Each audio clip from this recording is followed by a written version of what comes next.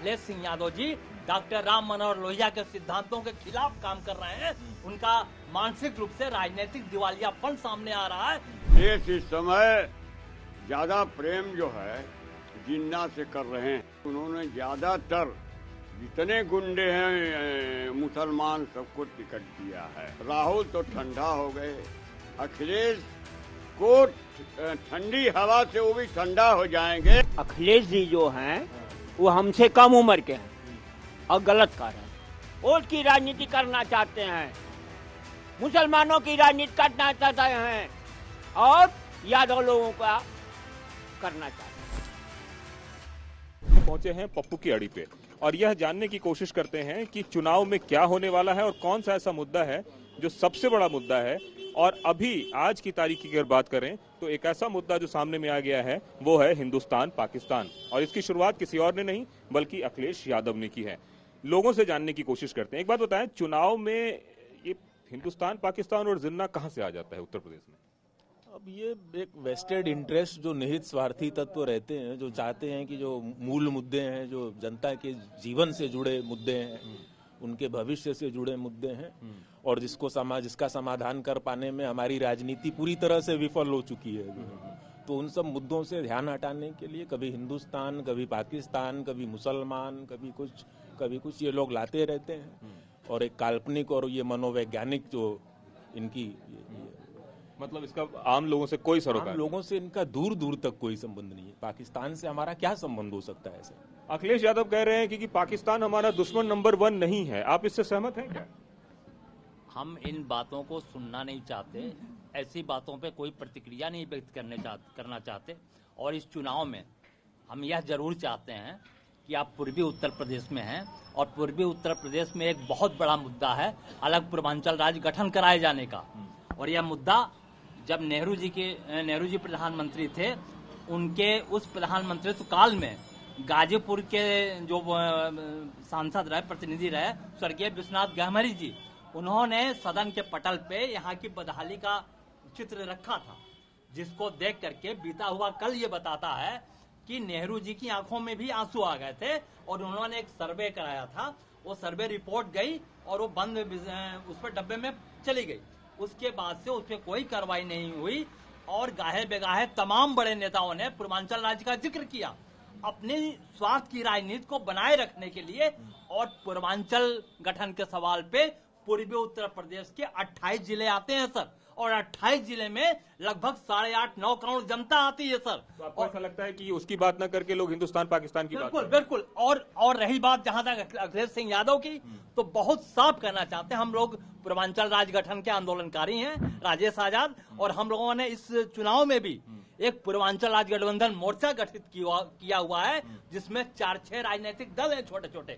और हम लोग साफ मानते हैं कि अखिलेश सिंह यादव जी डॉक्टर राम मनोहर लोहिया के सिद्धांतों के खिलाफ काम कर रहे हैं। उनका मानसिक रूप से राजनीतिक दिवालियापन सामने आ रहा है।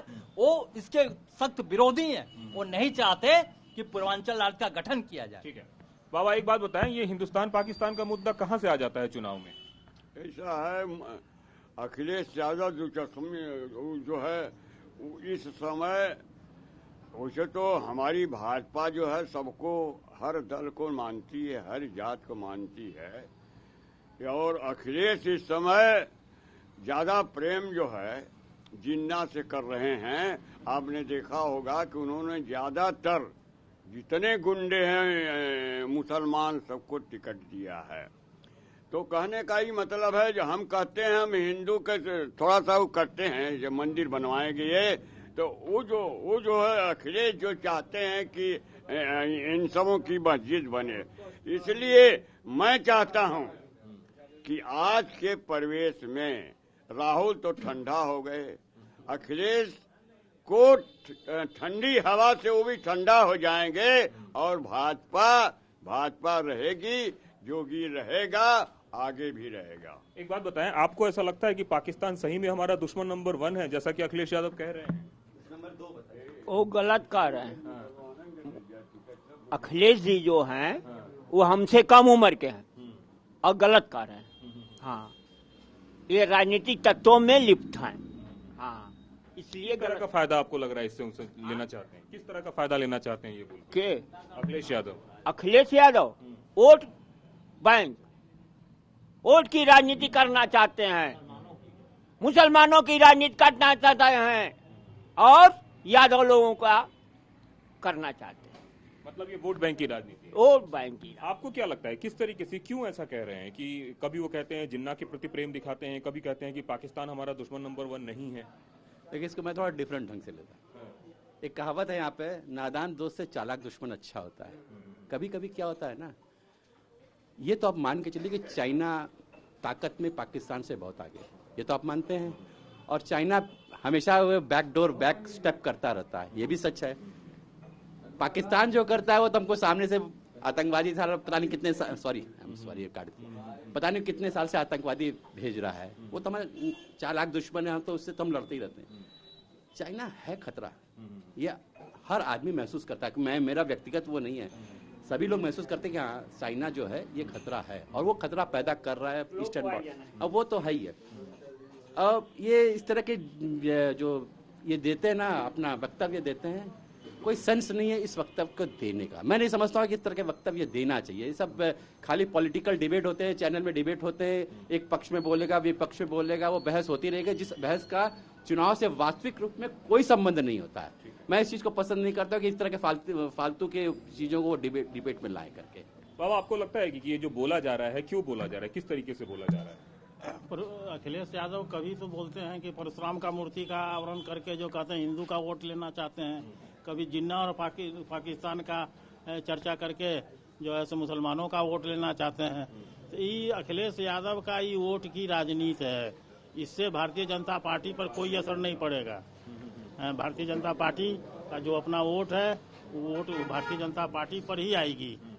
इस तरह का सिर्फ वोट के लिए कह रहे हैं? हाँ, ये वोट के लिए केवल कर रहा है। एक बात बताएं कि किस तरीके से देख रहे हैं आप इसको, अखिलेश यादव जो बोल रहे हैं जिस तरीके से? देखिए, हम लोग पूर्ण बहुमत से जो है बीजेपी सरकार जो है बनारस को जो है सुपर स्टैंड बना दिया है और कितना भी परिश्रम में कर लेंगे, इनकी सरकार आने वाली नहीं है और ये कभी भी नहीं आ सकते हैं।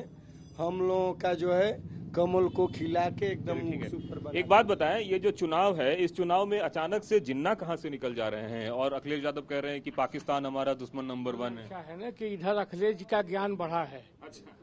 पॉलिटिकल ज्ञान उनका इधर बहुत बढ़ा है, हिस्ट्री बहुत तेज पढ़ रहे हैं। उन्होंने वल्लभ भाई पटेल जैसे लौह पुरुष जिसने हिंदुस्तान को अखंडता एकता में बांधा, उनकी बराबरी जिन्ना से कर दी, जिनके चलते जिस जिन्ना के चलते 10 लाख लोगों की निरीह लोगों की हत्याएं हुई, भारत माता के मस्तक के टुकड़े किए गए, भारत धर्म के आधार पर देश का बंटवारा किया, लियाकत अली जिन्ना को उसके बराबर कर दिया। फिर आज कल पाकिस्तान को उन्होंने दुश्मन मानने से इनकार कर दिया, क्योंकि ये सही है कि शांत रहा यार। सबसे बड़ी बात यह है कि ये वही हैं जिन्होंने जब बनारस में सीरियल बम विस्फोट हुआ था तो जो आतंकी था वलीउल्लाह पर से मुकदमा वापसी का भी निर्णय लिया था इनकी जब सरकार थी, आपको याद होगा। तो जो आदमी आतंकवाद के साथ हो, सपा का हाथ आतंकवाद के साथ हो, एकदम सामने दिखाई दे रहा है, तो उसे पाकिस्तान तो अपना भाई नजर आएगा ही। मेरा ये मानना है कि अखिलेश जी, हम तो विकास की बात करते हैं, हम सबका साथ, सबका विश्वास, सबका विकास की बात करते हो, और आप जो है जिन्ना पाकिस्तान की बात करते हो। मेरा ये मानना है भाजपा की नहीं बनेगी सरकार तो फिर आ जाएंगे अतीक और मुख्तार। कहीं कोई पाकिस्तान से भी तो नहीं आ जाएगा? पाकिस्तान से भी आ सकता है, ये तो पाकिस्तान परस्त है। मुलायम सिंह जी ने भी कहा था पाकिस्तान को इतना पैसा दे देना चाहिए, आपको याद होगा। मुलायम सिंह जी के ही बेटे हैं टीपू जी। टीपू भी जिस तरह से उनका इतिहास ज्ञान बढ़ा है, मुझे लगता है कि कुछ दिन रांची के बजाय या तो रांची जाएंगे या कराची जाएंगे। आपको क्या लगता है, क्या ऐसा है कि अखिलेश यादव ऐसा बोल रहे हैं? देखिए, अखिलेश यादव को कुल मिला के उनका वोट बैंक जो है उसको बचाए रखना है। जो MY समीकरण पे वो चलते आए हैं, वही MY समीकरण वो हमेशा से उस पर टिके हुए हैं और अब उसके साथ पिछड़ों को साधने की कोशिश कर रहे हैं। हालांकि जनता देखिए, चूंकि अभी हाल में ही कोरोना काल जब आया, भयंकर रूप से चारों ओर इसका प्रभाव हुआ। जिस वक्त जनता को अखिलेश यादव भले विपक्ष के नेता थे, लेकिन कहीं से सांसद और उनकी पार्टी में बहुत से कहीं से विधायक तो रहे होंगे, लेकिन जनता के बीच न उस पार्टी का सांसद दिखा, न उस पार्टी का विधायक दिखा। जनता के लिए अगर कोई दिखा तो भाजपा दिखी, सड़कों पे दिखी, अस्पतालों में दिखी, ऑक्सीजन सप्लाई करते हुए दिखी, खाना बांटते हुए दिखी। अखिलेश यादव और उनकी पार्टी का एक व्यक्ति कहीं भी किसी मीडिया में, किसी पेपर में नहीं दिखा कि हाँ इन्होंने फला व्यक्ति की मदद की। आज चुनाव समय में वो क्वारंटाइन मोड से निकले हैं, जनता के बीच में आए हैं, लेकिन जनता भी इस चीज को जान रही है कि ये अवसरवादी लोग हैं। इनका कहीं से जो भी इनका वक्तव्य है वो सिवाय और सिवाय चुनाव के दृष्टिकोण से है। इनका जनता की भलाई से कोई लेना देना नहीं। इससे कुछ फायदा होगा अखिलेश यादव को, जैसा बता रहे हैं वो? देखिए, अखिलेश यादव तुष्टीकरण के लिए कुछ भी कर सकते हैं। उनके पिताजी जब सरजू